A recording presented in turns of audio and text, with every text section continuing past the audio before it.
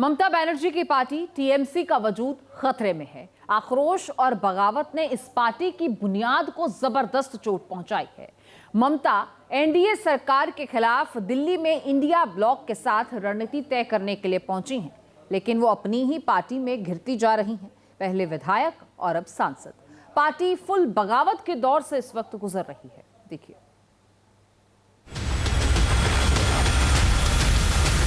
TMC में operation Prince अपने चरम पर है। ममता बनर्जी की स्ट्रीट फाइटर इमेज अपने सबसे मुश्किल दौर में है।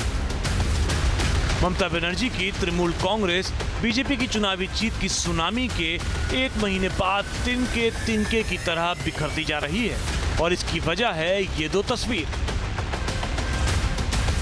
टीएमसी के अस्तित्व के लिहाज से इस वक्त हालात विस्फोटक हैं।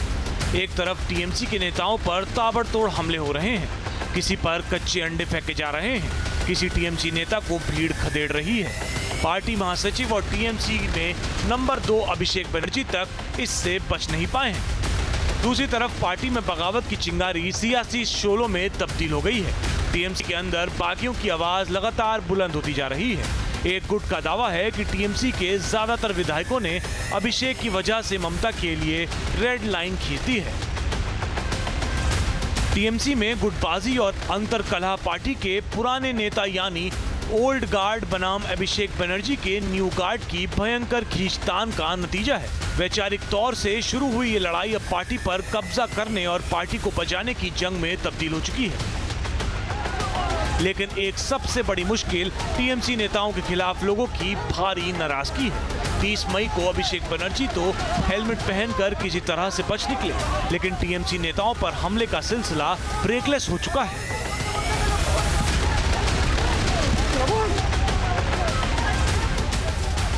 ममता राज के दबंग मदन मित्रा भी इसकी जद में आ चुके हैं। मदन मित्रा अपने विधानसभा इलाके कमार हाटी में एक कार्यक्रम में हिस्सा लेने पहुंचे थे, लेकिन भीड़ ने अंडों से उन पर हमला बोल दिया। लोगों के गुस्से को देखते हुए मदन मित्रा ने वहां से निकलने में अपनी भलाई समझी।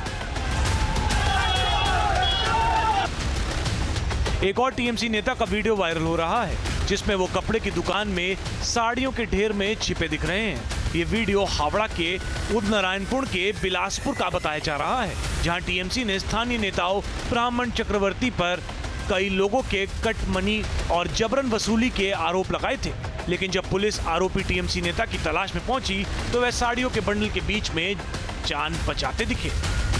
ममता का संदेश, या तो पार्टी या अभिषेक। जिस ऑपरेशन क्राउन प्रिंस की बात हो रही है, उसके केंद्र में अभिषेक बनर्जी ही हैं। ऋतव्रत बनर्जी कह रहे हैं उनके साथ सदीपन साहब भी निकाले जा चुके हैं। दावा किया जा रहा है कि टीएमसी के 80 में से 58 विधायक इन दोनों बागी नेताओं के साथ खड़े हैं।